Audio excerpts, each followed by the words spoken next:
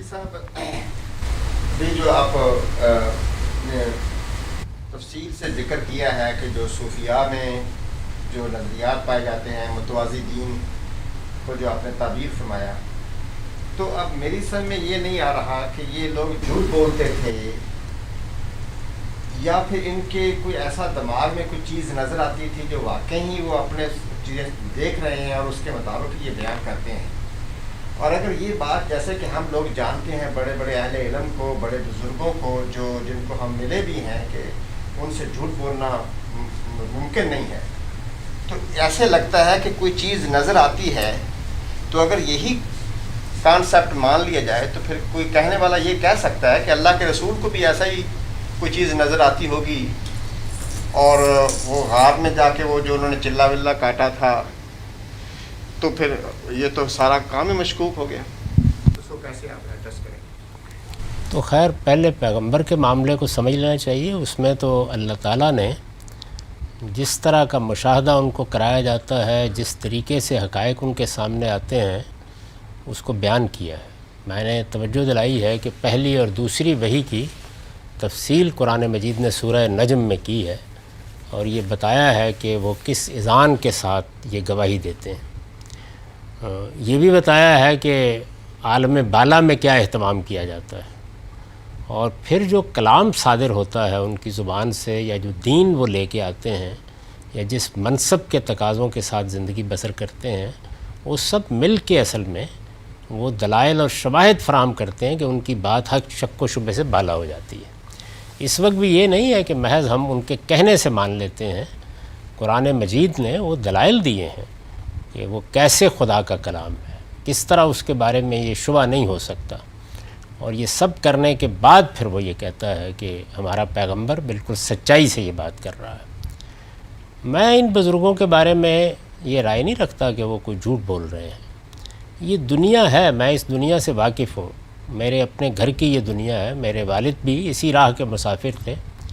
اس میں آپ ایک مرتبہ اس یقین کے ساتھ داخل ہو جائیں کہ یہ ہے، اور آپ کے اندر ایک خاص طرح کی نفسی صلاحیت موجود ہو، تو ارتکاز توجہ کی مشقیں تھوڑے ہی عرصے میں، جیسے کہ امام غزالی نے کہا ہے، آپ کو اس دنیا میں پہنچا دیتی، اور اس میں فی الواقع ایسے ہی مشاہدات آدمی کو ہوتے ہیں۔ یہ ابتدائی چیز ہے۔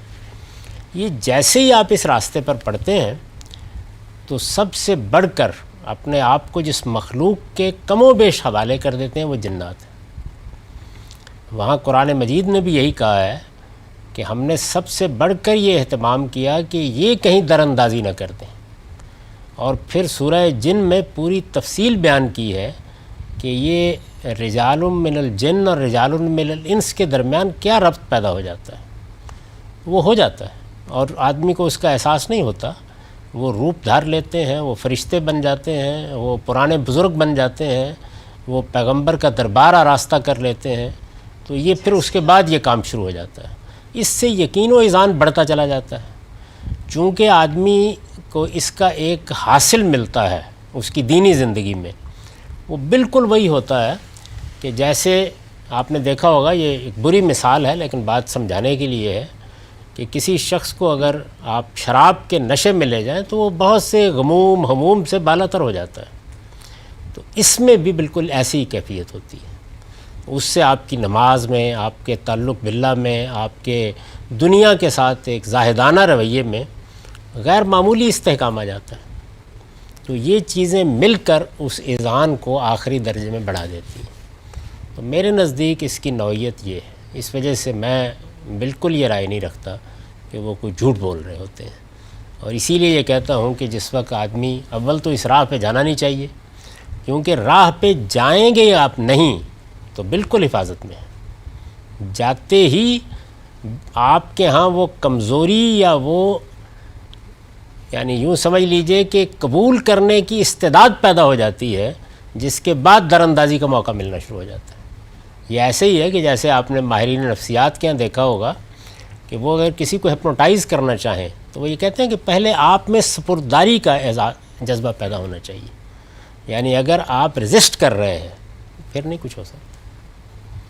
تو یہ ہوتا ہے جب بس پھر وہ معافی دنیا وجود میں آ جاتی ہے۔ اسی سے ایک متعلقہ چھوٹا سا سوال ہے کہ اگر ہم یہ مان جائیں کہ بھئی جیسے ہی لوگ اس راہ پہ نکلتے ہیں تو وہ کم و بیش اپنے آپ کو شیطانوں کے جنوں کے حوالے کر دیتے ہیں، تو وہ جو فیوچر میں بتائی گئی خبریں ہیں بعض اوقات مین و ان سچ نکلتی ہیں، اور ایسے بے شمار لوگ ہیں، ڈاؤن بھی ہے اور ہمارے بھی ولی کر کے ایک اور تھے، تو ایسی انہوں نے باتیں لوگ کیسے نکال لیتے ہیں کہ جو ایگزیکٹلی سچ ہوتی ہیں، اور پھر جو ہے جب آدمی ان کے مجلس میں بیٹھتا ہے تو they can also feel difference in their life.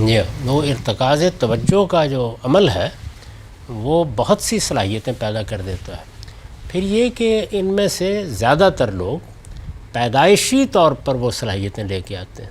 جیسے آپ یہ دیکھتے ہیں نا کہ ایک آدمی میں پیدائشی علم کی صلاحیت ہے، سائنسی علوم میں کمال پیدا کرنے کی صلاحیت ہے۔ بعض لوگ میں نے دیکھا ہے کہ بچپن ہی میں ایسے ریاضی کے ماہر ہوتے ہیں، ہم جیسے لوگ تو بعض اوقات 2 اور 2 4 کو بھی جمع کرنے کی۔ مجھے یاد ہے کہ مجھے والدہ کہتی تھی کہ میں نے کپڑا لیا ہے، مطلب 1.5 آنے کا یہ ہے، 1.25 آنے کا وہ ہے، 2.25 کا ذرا قیمت نکال دو۔ میں بالکل ہی فارغ ہو جاتا تھا، کہتی کیا پڑھا ہے تم نے اور کیا سیکھا ہے۔ تو یہ اپنے اپنے اذواق بھی ہوتے ہیں، تو اس میں یہ نفسی صلاحیتیں موجود ہوتی ہیں۔ بہت سی آپ دیکھیں، آپ گینس بک آف ریکارڈ میں چینی بچیاں ہیں اور بہت سے لوگ ہیں، تبت کے بعد لوگ ہیں جن کے ہاں یہ فطری صلاحیت موجود ہے۔ دیوار کے پار دیکھ لینا ہے، آوازیں سن لینا ہے، مستقبل کی چیزوں کا معلوم ہو جانا ہے۔ پھر جب آپ ان علوم میں جاتے ہیں تو یہ صلاحیتیں اور بڑھ جاتی ہیں، پالش ہو جاتی ہیں، اور اس کے بعد آپ بہت سے، میں نے عرض کیا کہ کرامتیں دکھا سکتے ہیں، معجزات دکھا سکتے ہیں، ہو جاتے ہیں۔ قرآن مجید نے اس کی خبر دے دی ہم کو کہ الذی عندہ علم من الکتاب، وہ ملکہ بلقیس کا تخت اٹھا کے لے آیا۔ تو اب ملکہ بلقیس کا تخت اٹھا کے لے آنا تو جو کمال ہے اس کا تو ابھی ظہور نہیں ہوا ہے ان حضرات سے، وہاں تک نوبت پہنچ سکتی ہے۔ تو یہ دنیا ایسی ہے، اور میرے نزدیک اس کے اندر جیسی کشش ہے، جس طرح کے اس کے مقدمات ہیں، جتنے غیر معمولی ذہین لوگ اس میں ہیں، اور وہ جس طرح سے اپنے اس مقدمے کو بیان کرتے ہیں، یہ صرف اللہ کی کتاب ہے جو آپ کو وہاں سے نکال سکتی ہے، اور کوئی دنیا کی چیز نہیں۔ اگر میں دیکھتا ہوں، قرآن کو پڑھتا ہوں، سنت کو دیکھتا ہوں، تو ایک جو بتایا جاتا ہے جو ہے، اور دوسری طرف جیسے آپ نے کہا کہ شاہ اسماعیل شہید کی انہوں نے کہ یہ ولی ہوتے ہیں، یہ تو پھر اتنی 90% جو ہماری انڈیا پاکستان کی ہے، وہ کیسے انہوں نے یہ یقین کر لیا کہ یہ پیرالل مذہب نہیں ہے؟ مجھے یعنی کہ اگر میں دیکھتا ہوں تو دونوں مجھے الگ الگ نظر آتے ہیں، تو پھر اتنی زیادہ فالوئنگ نہیں، دیکھیے اس کا جواب دیتے ہیں، وہ جوابات جو ہیں وہ میں نے اس میں نقل کر دیے ہیں۔ اگر آپ اس میں دیکھیں تو آخر میں نے بتایا ہے کہ وہ اس سوال کو کیسے ایڈریس کرتے ہیں۔ یعنی وہ کہتے ہیں کہ یہ بھی اصل میں دین ہی کا ایک فیض ہے، لیکن محمد الرسول اللہ صلی اللہ علیہ وسلم سے یہ فیض قرآن اور حدیث کے ذریعے سے منتقل نہیں ہوا۔ تو شاہ ولی اللہ اس کی مثال دے کے بتاتے ہیں کہ یہ بالکل ایسے ہی ہے کہ جیسے آفتاب سے کھیت میں پڑا ہوا خربوزہ حدت اور حرارت اور زندگی حاصل کرتا ہے، لیکن نہ خربوزے کو پتہ ہوتا ہے کہ وہ لے رہا ہے اور نہ آفتاب کو پتہ ہوتا ہے۔ یہ مثال دی ہے، انہوں نے بتایا ہے کہ ایسے ہوتا ہے۔ یعنی یہ علم کی ایک دوسری دنیا ہے، اور جب اس پر اعتراض کیا جائے تو اس کے جواب میں بھی وہ یہی کہتے ہیں کہ آپ لوگوں نے یہ اصل میں اس کا مزہ چکھا نہیں ہے، آپ کیا جانتے ہیں اس کو۔ اس وجہ سے میں تو اس پہ نہیں تنقید کر رہا کہ یہ ٹھیک ہے، یہ غلط ہے، یہ صحیح ہے۔ میں تو صرف یہ بتا رہا ہوں کہ دیکھیے قرآن مجید سے جو تصویر سامنے آتی ہے وہ یہ ہے، اور اس کے مقابل میں ایک تصویر یہ ہے۔ تو آپ اس کو الگ الگ پہچان لیجئے، اس کے بعد اگر کوئی غیر معمولی صلاحیت حاصل ہے کہ دونوں کو ایک کر سکیں، کرتے رہیے زندگی بھر، مجھ سے تو نہیں ہو سکی۔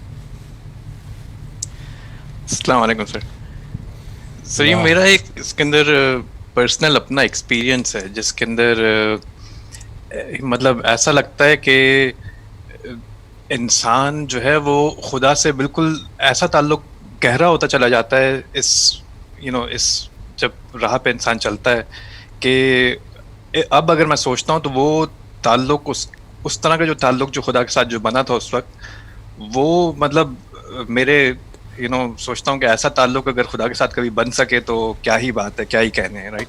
اور ذہانت مطلب ایسے ذہن ایسے کھل جاتا ہے جیسے انسان اس طرح کی چیزیں کر رہا ہوتا ہے جو اب میں خواب میں بھی نہیں سوچ سکتا کہ ایسا کبھی کر پاؤں. تو یہ جو امپیریکل ایویڈنس ہوتا ہے اس کو تو ڈینائی تو خیر نہیں کیا جا سکتا، رائٹ. مطلب یہ آپ ایکسپیرئنس کر رہے ہوتے ہیں.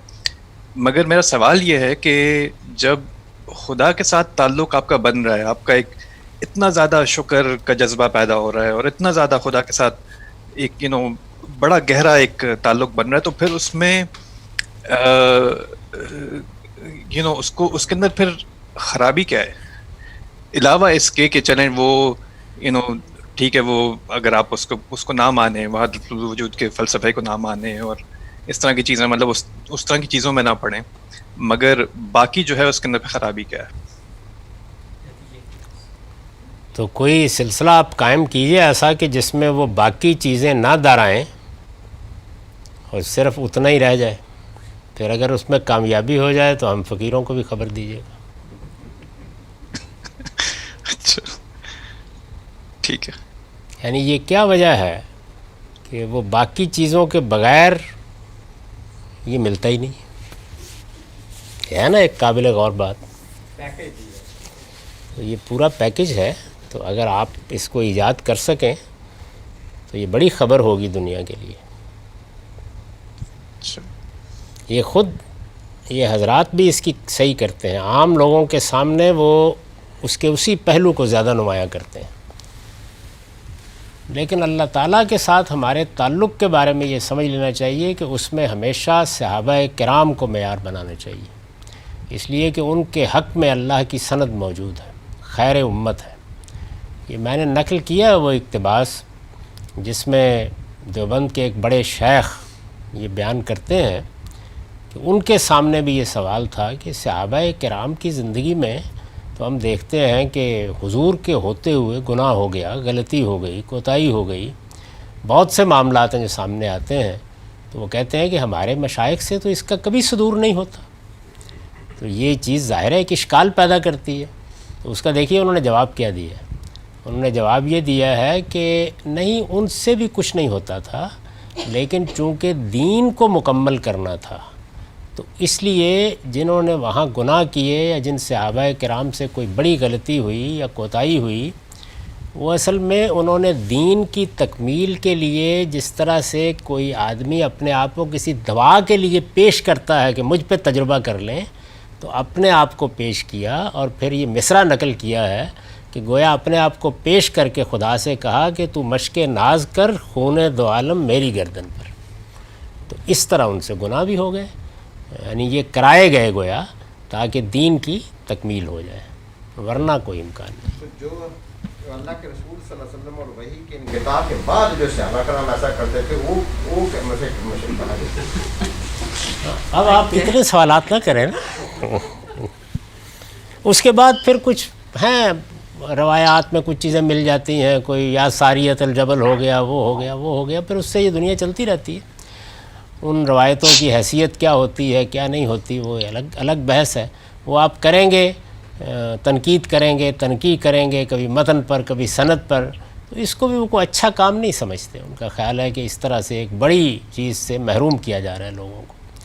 تو میرے نزدیک یہ ٹھیک ہے بالکل کہ ارتکاز توجہ کی جو مشقیں ہیں آدمی اگر وہ کرے اور شیخ کے ساتھ ایک خاص طرح کا تعلق پیدا کر لے تو جس کیفیت کو ہمارے بھائی نے بیان کیا وہ ہو جاتی ہے. ایسا ہی ہے بالکل. یہ آپ کو معلوم ہوگا وہ ڈاکٹر جواد ہاشمی ایک کورس کروا رہے ہیں، اس میں انہوں نے یہ صوفی سوچ کو بلکہ صوفیاء کو دو کیٹیگریز میں تقسیم کیا ہے. ایک کو وہ سوبر صوفی کہتے ہیں، ایک کو وہ ہائی صوفی کہتے ہیں. تو جیسے میں کئی ایسے لوگوں کو جانتا ہوں، خود میرے دوست رہ چکے ہیں جو کہ کئی عالم گھوم کے آ چکے ہیں کئی موقعوں پہ جس میں صوفیزم کوئی تعلق نہیں ہے، لیکن وہی مختلف قسم کی ادویات کا اشیاء کا استعمال کر کے آپ کا ذہن ان چیزوں کو دیکھ لیتا ہے جو کہ بظاہر آپ نہیں دیکھ سکتے. تو اس میں کس حد تک اس کی پاسبلٹی ہے کہ یہ جو عالم بیان کیے جاتے ہیں، یہ جو ایکسپیرینس بیان کیے جاتے ہیں، یہ اس میں کسی ادویات کا ہاتھ ہو یا کسی ایسی اشیاء کا ہاتھ ہو استعمال، جن کے استعمال سے آپ کی ذہنی کیفیت بدل جاتی ہے؟ کیونکہ ہم جانتے ہیں بہت سی ایسی چیزیں عام جڑی بوٹیوں میں، مشرومز میں، ان چیزوں میں عام پائی جاتی ہیں۔ بھی آپ ڈاکٹر ہیں، آپ کے علم میں ہے کہ ایسی بہت سی دوائیں ہیں جن سے یہی دنیا پیدا ہو جاتی ہے۔ ہمارے ڈاکٹر محمد فاروق خان صاحب کا ان کی شہادت سے کچھ برس پہلے ایک بڑا غیر معمولی حادثہ ہوا تھا، اور اس میں ان کو بڑی تکلیف پہنچی، ان کے جگر کٹ گیا، ان کی پسلیاں ٹوٹ گئیں، ان کی گردوں کو نقصان پہنچا، لیکن اللہ نے ان کو بچا لیا۔ وہ ہسپتال میں رہے، اس ہسپتال میں ان کو اسی طرح کے تجربات ہوئے، بلکہ اس میں میں ابھی نہیں گیا تھا، لیکن میں ان سے ملا، میں نہیں گیا تھا ابھی، میں ان سے ملا، اور وہاں ہسپتال میں ان کے اور میرے درمیان بڑے اہم معاملات پہ گفتگو ہوئی۔ تو انہوں نے جب اپنے ڈاکٹروں کو کہا تو وہ ہنسے، اور انہوں نے کہا کہ اس سے بھی زیادہ کچھ ہو سکتا ہے، یہ فلاں فلاں دعائیں ہیں جن سے۔ اور ڈاکٹر صاحب بعد میں بھی کہتے ہیں، خود ڈاکٹر تھے، تو بعد میں بھی کہتے تھے کہ مجھے ادنیٰ درجے کا بھی کوئی شبہ نہیں تھا کہ یہ میں بیداری میں آپ سے بات نہیں کر رہا، بلکہ وہ پوری ملاقات کی روداد انہوں نے دہرائی اور بتایا کہ لباس یہ پہنا ہوا تھا، یہ صورت تھی، آئے ایسے تھے۔ میں نہیں گیا تھا اس وقت تک، یعنی اس کے میں کچھ دنوں کے بعد گیا ہوں، تو اس وقت مجھے انہوں نے یہ واقعہ سنایا۔ تو یہ دوائیں بھی ہیں، جو یہ دوائیں اثر کرتی ہیں نا، اصل میں نفسی علوم میں اسی نوعیت کی ایک باطنی دنیا، وہ غلط نہیں کہتے کہ یہ اصل میں سیر باطن ہے، ہمارے اندر ایک دنیا ہے، یہی دنیا ہے جو ہر عام آدمی کو خواب میں نظر آتی ہے، یعنی خواب میں یہی چیزیں تمثیل کے پیرائے میں ڈھلتی چلی جاتی ہیں، اور وہی چیزیں اگر آپ وہ خاص مشقیں کریں، ارتکاز توجہ میں جائیں، جیسے ہی آپ جاتے ہیں تو ایک طرف وہ قوت بہت بڑھ جاتی ہے، اور دوسری جانب یہی ارتکاز آپ کو کوئی منزل سامنے رکھ لیں، تو اگر آپ مسلمان ہیں، خدا سے تعلق ہے، قرآن سے تعلق ہے، نماز سے تعلق ہے، تو اس میں رسوخ پیدا ہو جائے گا۔ کوئی اور رکھ لیں تو اس میں ہو جائے گا۔ بعض موقعوں کے اوپر لوگ ایک دوسری منزل سامنے رکھ لیتے ہیں، وہ عشق ہے، اس میں ایسا رسوخ پیدا ہوتا ہے۔ میں نے سنایا یہ قصہ کہ میرے ایک شاگرد ہیں، عالم ہیں، ایک مسجد میں امام خطیب تھے، تو آئے میرے پاس اور آگے مجھ سے کہنے لگے کہ میں اب اجازت لیے بغیر تو نہیں کروں گا یہ کام، پہلے تو میں کر لیتا تھا، لیکن ہمسائے میں ایک لڑکی ہے اور بس۔ تو میں نے کہا تمہارے تو اتنے بچے ہیں، یہ کیا کرنے جا رہے ہو تم؟ تو کہنے لگے کہ نہیں، وہ اب دیکھیں نیکی اور خیر ہی کرنے جا رہا ہوں۔ میں نے کہا تمہیں پٹائی ہوگی تمہاری۔ وہ کہا نہیں، آپ اجازت دیں اور دیکھیں کہ کیا ہوتا ہے، بس 2 دن تعویذ کرنا ہے، اس کے بعد وہ خود آ کے دے جائے گی رشتہ۔ تیسرے چوتھے دن مجھے اطلاع ملی کہ ولیمہ ہو رہا ہے۔ جاوید صاحب، یہ جو ہم بات کرتے ہیں ان کے وداؤٹ ڈیو ریسپیکٹ، یہ جو اسکول آف تھاٹ ہے، آپ اس چیز کو کس طرح دیکھتے ہیں کہ یہ لوگ سیکریٹیو کیوں ہیں؟ مطلب وہ اگر چیز ان کو سمجھ آئی ہے، اگر یہ اس چیز کو، جیسے بھی کوئی بھی میتھڈالوجی ہوتی ہے، کوئی بھی سوچ ہوتی ہے، وہ ڈنکے کی چوٹ پر آ کے کہتے ہیں کہ یہ چیز ہے، تو یہ اتنے سیکریٹیو کیوں ہوتے ہیں؟ ایسے ہی کہتے ہیں۔ یہ میں آپ کو جو بتا رہا ہوں، یہ سب کچھ اکابر کی کتابوں میں موجود ہے۔ یعنی آپ مثلا قوت القلوب کا مطالعہ کریں، آپ غزالی کی احیاء کا مطالعہ کریں، آپ کتاب اللمع کا مطالعہ کریں، آپ کشف المحجوب کو پڑھیں، اسی طرح سے پھر شاہ ولی اللہ کی جو صوفیانہ کتابیں ہیں ان کا مطالعہ کریں، شاہ اسماعیل کی اس کتاب کو دیکھیں۔ یہ تو بڑی غیر معمولی کتاب ہے، یعنی اس کے اندر اصل میں یہ کہتے ہیں نا اولین و آخرین کا علم، وہ بہت ہی اعلیٰ طریقے سے بیان کر دیا۔ شیخ احمد سنجدی کے مکتوبات۔ جاوید صاحب، حکمت کے لحاظ سے ہو سکتا ہے یہ کہنا ٹھیک نہ ہو، لیکن حقیقت کے لحاظ سے تو یہ کفر ہی ہوا ہے۔ کیا ہوا؟ لگتا ہے آپ میں کوئی ہے روح مولوی، یعنی تسلی نہیں ہوتی جب تک کہ فتویٰ نہ لگا لیں۔ نہیں، فتوے کی بات نہیں ہے، میں اس لیے کہہ رہا ہوں کہ انہوں نے پوری امت کے بہت بڑے حصے کو اس سے متاثر ہے، اور اس سے جو خرابیاں پیدا ہوئی ہیں کہ اس کی کوئی کانٹ کاؤنٹ ہے۔ ہاں، لیکن میرا نقطہ نظر یہ ہے کہ یہ صدیوں کے تجربے کے بعد میں اسی نتیجے پر پہنچا ہوں. آپ صرف دین کے اصل حقائق اللہ کی کتاب کے ذریعے سے اس کے اصل استدلال کے ساتھ کھولتے چلے جائیں، اور مقابل کی چیزیں جیسے میں نے آج بیان کیا ان کو بے کم و کاست سامنے رکھتے جائیں. یعنی بجائے اس کے کہ آپ کوئی فتویٰ لگائیں، کوئی تردید کریں یا کچھ اس طرح کی بات کریں، آپ اس پورے استدلال کو بھی سامنے رکھ دیں. یہ کام جو ہے یہ اگر آپ کریں گے تو اس میں خود بخود لوگوں کے ذہن کھلیں گے. لیکن جس وقت کچھ مناظرانہ اور کچھ فتوے بازی کا انداز اختیار کر لیا جاتا ہے تو اس سے چیزیں صحیح نہیں ہوتی. اور نہیں، یہ بات صحیح ہے، بالکل صحیح. اس لیے دیکھ لیے میں نے اس پورے مضمون میں کوئی تبصرہ نہیں کیا. ایک برسوں سے چھپا ہوا ہے، کبھی کوئی آدمی نہیں کہہ سکا کہ اس میں نے کسی فرد پر یا کسی چیز کے اوپر کوئی حکم لگا دیا. بس بیان کر دیے یہ دین ہے. اب بھی میں یہی بات کر رہا ہوں کہ یہ قرآن ہے، یہ قرآن مجید میں پیغمبری کا منصب ہے، یہ رسالت مآب صلی اللہ علیہ وسلم کے ارشادات ہیں، اور یہ وہ مناسب مقامات ہیں جو قرآن بیان کرتا ہے. یہ وہاں کی تصویر ہے، یہ یہاں کی تصویر. آپ خود فیصلہ کر. میں تو ویسے اپنے لیے پوچھ رہا تھا. بہت شکریہ.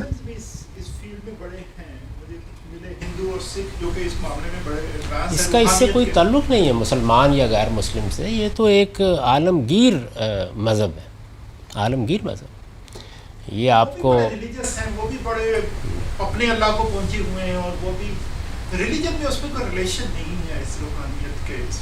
مذہب سے اس کا کوئی تعلق بھی نہیں. کسی بھی ریلیجن سے اس کا کوئی. یہ ایک آن لائن سوال موصول ہوا ہے، یعنی مذہبی لوگ نہ ہوں تب بھی اس راستے پر بڑھ جاتے ہیں، لیکن اس میں ایک نقصان ہوتا ہے. وہ یہ ہے کہ جس وقت قوتیں اور طاقتیں حاصل ہو جاتی ہیں تو پھر ظاہر بات ہے کہ جو انسان کے اندر ایک اور دنیا بھی تو ہے نا خواہشات کی، تو وہ اس کے اسیر ہو جاتے ہیں. مذہب کا یہ فائدہ ہوتا ہے کہ اس میں انسان ان راستوں پر نہیں جاتا. یہ سوال ہے کہ اور دیکھنے والوں کو یہ نقصان ہوتا ہے کہ چونکہ وہ نہیں جاتا بلکہ اور زیادہ عبادت میں ریاضت میں پختہ ہوتا ہے تو اس سے تصویب ہونا شروع ہو جاتی ہے کہ وہ سب بھی درست ہے.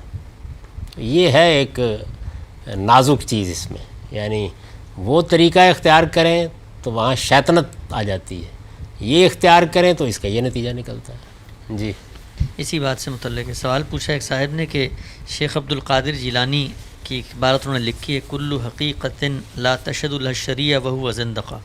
ہر وہ حقیقت جس کا دعویٰ ثبوت شریعت میں نہ ہو وہ زندقیت یا بے دینی ہے. تو یہ پوچھتے ہیں کہ انہی حضرات کی کتابوں میں اس طرح کی عبارتیں مل جاتی ہیں، تو اس کی روشنی میں جو باتیں آپ نے بتائی ہیں ان کی توجیہ کیوں نہ کی جائے جب وہ یہ مان رہے ہیں کہ شریعت ہی اصل ہے اور باقی سب کچھ اس کتاب ہے. آپ فتوحات مکیہ کو پڑھیں، اس میں بھی وہ یہی بات بیان کرتے ہیں. بلکہ فتوحات مکیہ میں جو عقائد بیان کیے ہیں شیخ اکبر نے اپنے، ان پر تو نثار جائیے. تو یہ ساری چیزیں بالکل ٹھیک ہیں. اب ان کو کہیں کہ یہ ذمہ داری سنبھالیں اور یہ جو کچھ بیان فرمایا جا رہا ہے اس کی توجیہ کر دیں اس کی روشنی میں. یہ اصل میں دنیایں دو الگ الگ ہیں. السلام علیکم. آپ دیکھیے نا کہ اب مثلاً میں آپ کہتے ہیں نا شریعت کے خلاف نہیں، یہ کہہ رہے ہیں نا. میں تو یہ کہہ رہا ہوں کہ رسول اللہ نے یہ فرمایا ہے. تو اب آپ اصل میں کیا کر رہے ہیں اس پوری تاریخ میں دیکھ لیں، آپ ان چیزوں کی توضیح نہیں کر رہے یا ان سے دستبردار نہیں ہو رہے. آپ لم یبقى من النبوہ الا المبشرات کی توضیح کر رہے ہیں. الٹ ہے صورتحال، اس کو ماننے کے لیے تیار نہیں ہے. تو اگر یہ کوئی ایسا راستہ تلاش کر لیں تو مجھے کسی سے دشمنی ہے نہیں بالکل. میں تو السلام علیکم. غامدی صاحب، یہ کرامات کے سلسلے میں ایک سوال ہے. جیسے ابھی آپ عرض کر رہے تھے کہ کرامات وغیرہ کا جو یہ حصول ہے اس کا تعلق کوئی اسلام سے نہیں بلکہ بہت سے دوسرے مذاہب سے تعلق رکھنے والے لوگوں نے بھی نفسی علوم میں مہارت حاصل کر کے ایسا کام کیا ہے. تو آج کی دنیا میں یہ چیز ہمیں اتنی نظر نہیں آتی واضح طور پہ. اس کی یا تو باتیں ہم کچھ پرانی کتابوں میں ہی پڑھتے ہیں یا پھر ہمیں کہیں سنی سنائی باتوں میں یہ چیز ملتی ہے. تو اگر ہم قرآن پاک کا بھی بیان سامنے رکھیں جو قرآن نے ملکہ بلقیس کے تخت کے بارے میں بیان کیا ہے، تو یہ کیسے سمجھا جا سکے گا کہ آج اس کا حصول ہو سکتا ہے؟ اور اگر نہیں ہو رہا تو قرآن کا بیان تو سامنے ہے، اس کی ذرا توجیہ کیجیے گا. اصل میں جس وقت آپ لوگ باغی ہو جاتے ہیں نا تو آپ ان حلقوں میں جاتے نہیں. جائیں ذرا اور دیکھیں کیسے کیسے لوگ وہاں پائے جاتے ہیں. میں تو چونکہ رہا ہوں تو اس لیے میں نے تو اپنی آنکھوں سے دیکھے ہیں. میرے اپنے کچھ تجربات ہیں اور وہ بالکل ٹھیک ہے. ایسے ہی ہوا ہے. خود میرے اپنے ساتھ بعض بزرگوں کے تجربات ہیں جن کا انکار نہیں کیا جا سکتا. تو یوں نہیں ہے کہ یہ علوم باقی نہیں رہے یا ان کے ماہرین باقی نہیں رہے. ایسا نہیں ہے. ہم اس دنیا میں جاتے نہیں. میں سیکریسی کی بات کر رہا تھا اس کے اندر جب یہ عن الحق والا نعرہ جو سر ربوبیت کا راز افشاں کرنے والی بات ہے تو وہ سیکریٹیو نہیں ہوا تھا کہ تم ٹھیک تھے لیکن تم نے بات آگے کیوں کر اس ریفرنس میں اگر بات کی. ہاں یعنی وہ یہ کہتے ہیں کہ یہ جو علم ہے یا یہ جو دنیا ہے اس دنیا کو عامی لوگوں کے سامنے نہیں آنا چاہیے. عامی لوگوں کے سامنے عارفوں سے بیان کی جائے گی, بیان ہوگی. امام غزالی جیسا آدمی کہتا ہے کہ سر ربوبیت ہے, اس کا افشا کفر ہے. جی جب قرآن اور سنت میں جب بھی ہم دیکھتے ہیں تو کہیں بھی نہیں کہ آپ نے اللہ کو حاصل کرنا ہے, صرف یہ ہے کہ آپ نے اچھے کام کرنے ہیں, آخرت میں یہ ہوگا یہ ہوگا. تو پھر ایک طرف قرآن اور سنت اور احادیث اس طرف پڑھی ہوئی کہ آپ نے اللہ کے پیغمبر کو فالو کرنا ہے اور آپ کو آخرت میں یہ ملے گا. تو یہ کہاں سے آ گیا کہ میں نے یا دوسروں نے اللہ سے ملاقات کرنی ہے یا وہاں پہ پہنچنا ہے, یہ کہاں سے آ گیا؟ بہت برتر ذہانت کے جو لوگ ہیں ان کے اندر یہ داعیہ بڑی شدت سے پیدا ہو جاتا ہے. یعنی اگر اللہ کی کتاب یہ حدود نہ متعین کرتی تو میں اپنی طبیعت کے لحاظ سے اسی دنیا کا آدمی.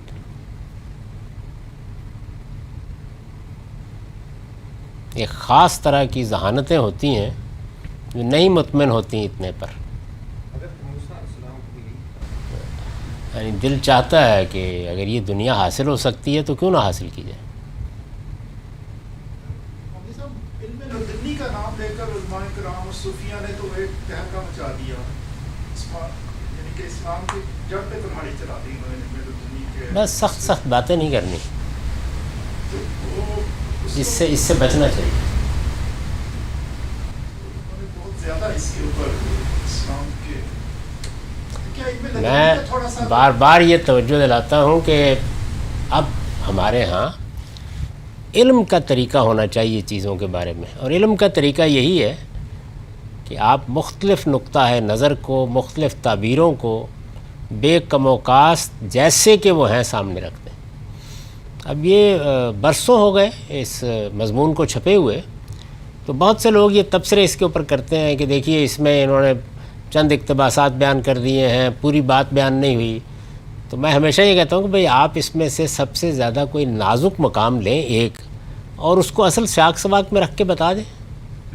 یہ پچھلے سارے عرصے کے دوران میں یہ کام کسی نے نہیں کیا, وہ اپنی جگہ پڑا ہوا.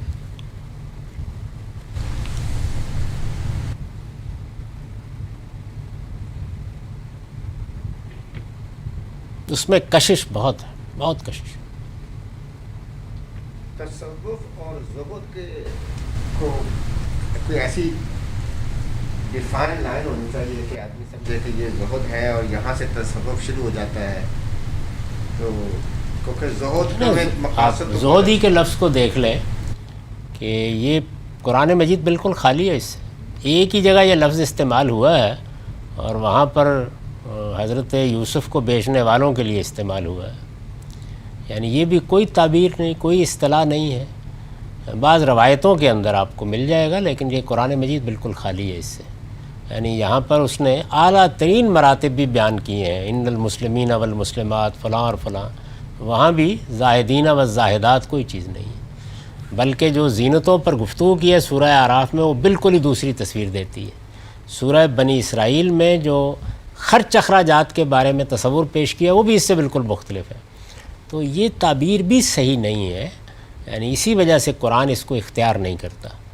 قرآن مجید جو ہمیں تصور دیتا ہے اس میں اگر آپ اس کا کوئی مقام رکھنا بھی چاہتے ہیں تو زیادہ کیا ہوگا بھئی, آپ آخرت کو اپنی اصل منزل بنائیں اور دنیا کے ساتھ وہ تعلق نہ رکھیں جو کہ اس میں غلطان ہو جانے والوں کا ہے. باقی دنیا کو برتنا، دنیا کے اندر اپنی صلاحیتوں کا بھرپور اظہار کرنا، جو خدا نے آپ کے لیے امتحان گاہ بنائی ہے اس میں جو کچھ قوت آپ کے ساتھ ہے اس کے ساتھ شریک ہونا، قرآن مجید سے یہی بات سمجھ میں آتی ہے. یعنی یوں نہیں ہے کہ آپ اس میں دنیا کو چھوڑ دیں گے. تو زہد کی بھی کچھ اچھی تعریف کر لینی چاہیے تاکہ وہ کہیں قرآن مجید کے نظام میں بیٹھ سکے، ورنہ مشکل ہے. حسن بصری کے بارے میں تو یہی لکھتے ہیں کہ بھی زاہدین کے بعد تابعین میں تھے تو زہد کا انہوں نے شروع کیا سمتھنگ لائک دیٹ. تو یہ ابتدا یہیں سے ہوئی ہے. یعنی انسان کے اندر غیر دنیا ہے، دنیا میں لوگ غلطان ہو گئے، رسول اللہ صلی اللہ علیہ وسلم کے بعد سیاست بازی، جنگیں، تو اس طرح کی جو صورتحال ہے اس میں شروع میں اس جانب وہی لوگ آئے کہ جو اس سے بیزار تھے اور بڑی نیک نیتی اور اخلاص کے ساتھ یہ سمجھتے تھے کہ اس دنیا میں پڑھ کے حاصل کیا ہوا ہے ہمیں. تو انہوں نے یہ کوشش کی کہ وہ ایک ایسی زندگی بسر کریں کہ جس میں دنیا کی آلائش کم سے کم ہو. تو شروع میں کوئی ایسی بڑی قابل اعتراض چیز بھی نہیں تھی، زیادہ سے زیادہ ایک رجحان طبیعت آپ کہہ سکتے ہیں. آگے بڑھ کر پھر فلسفہ بننا شروع ہو گیا. اور انٹرسٹنگ یہ ہے کہ جاوید صاحب یہ قرآن جی سے اس کو ایکسٹریکٹ کرتے ہی مطلب اس کے علاوہ جا نہیں سکے. یہ جو آپ نے بھی باتیں بتائی وہ مجبوری ہے نا. لیکن یہ ہے کہ دیکھیے میں نے تو قرآن مجید میں آپ میری تفسیر دیکھیں، اس میں ان مقامات کے اوپر بڑے تفصیلی نوٹ لکھ دیے ہیں. قرآن بالکل قبول ہی نہیں کرتا، اس رجحان ہی کو قبول نہیں کرتا، اس کو بھی قبول کرنے کے لیے تیار نہیں ہے. یعنی وہ یہی چاہتا ہے کہ دنیا سے آپ اس لحاظ سے بے رغبت ہوں کہ یہ کبھی آپ کو اسیر نہ کر سکے، کبھی حق و باطل کا معیار نہ بن سکے، کبھی آپ کو خدا کی نافرمانی کی طرف نہ لے جا سکے، کبھی اعلیٰ مراتب کے راستے میں رکاوٹ نہ بن سکے. اس پہلو سے تو ضرور کرتا ہے بات، لیکن دنیا کی زینتوں کے بارے میں تو یہ کہتا ہے کہ یہ زینتیں پیدا ہی میں نے اہل ایمان کے لیے کی ہیں. کون ہے جو اس کو حرام قرار دیتا ہے؟ تو ظاہر ہے کہ جب زینتوں کے بارے میں آپ کا تصور بدل جائے گا اور اس طرح انفقوا لم یسرفوا ولم یقتروا وکان بین ذالک کے وہاں پر آ جائیں گے تو وہ دنیا بن نہیں سکتی پھر اس کے نتیجے. یعنی آئیڈیل دنیا جو اللہ تعالیٰ پیش کر رہے ہیں اس سے بڑی مختلف ہے.